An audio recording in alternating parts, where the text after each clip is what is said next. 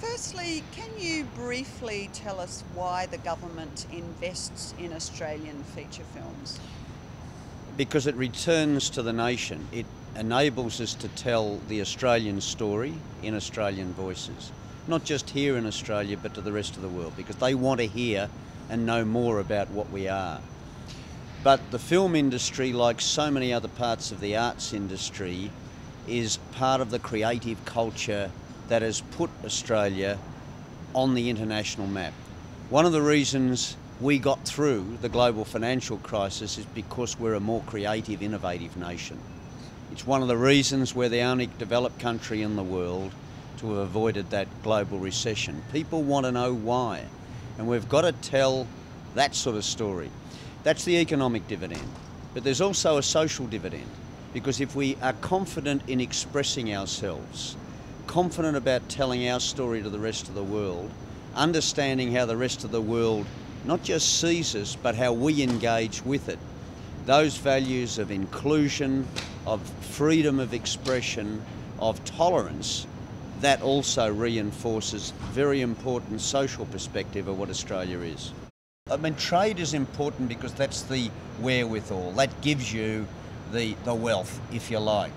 But wealth can be reflected in a number of different ways, and it's the Australian values that are important, the creativity, that all goes to make up brand Australia. We've got to get beyond the notion of something being simply made in Australia to the notion that if it is Australian, it's quality, it reinforces, and the extent to which we get this international recognition of film and the excellence of them, and getting into all of the known categories this year, that's a huge reinforcement of the breadth and quality of that brand. Do you see more tourists coming to Australia as a result of that? I often think about Wolf Creek and Snowtown and Animal Kingdom. Does that ring people? I'm dreading Wolf Creek too. I mean, I'm still getting over Wolf Creek 1, but Animal Kingdom was incredible because it had just so much power and sort of that family loyalty at any cost. That they're sort of interesting perspectives that a lot of people identify with. So I think the way it told that was really important. But then again, you take something like Cloud Street, in which the Australian story, the written version, does translate accurately into film. The ability to merge the mediums, if you like, that I think is pretty important for us. And we're also seeing with the convergence of technologies a lot more being produced for the smaller screen and selling off that.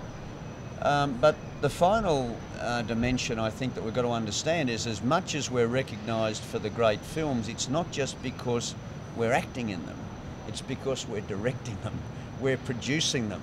We're getting innovation in the cinematography. We're getting innovation in the digital effects.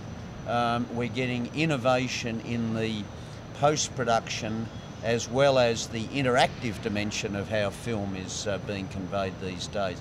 Australia's playing in all of those spaces, and it's winning at them. That's what's great about it.